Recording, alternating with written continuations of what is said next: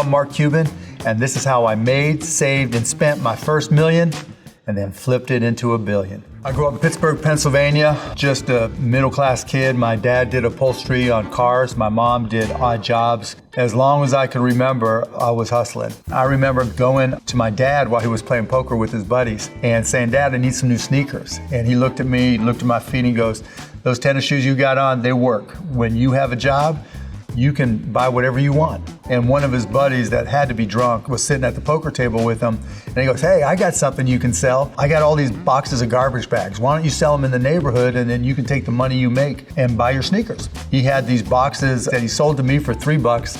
I sold them for $6, but it went like this. "Hi, my name is Mark. Do you use garbage bags?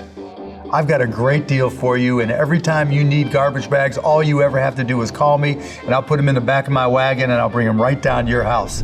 That was my first business, the world's first, probably only, garbage bag door-to-door subscription company.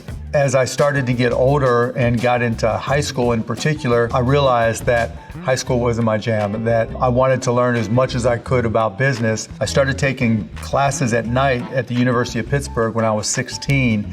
And then when I was 17, I dropped out of high school altogether and went to Pitt full time. That's where things really started to happen for me.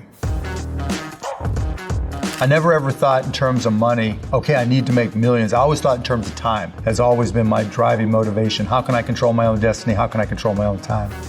I started a company called Micro Solutions, and from there we just grew and grew and grew and ended up selling that. And that's how I got my first stacks. So here's the rundown of when I sold Micro Solutions for $6 million.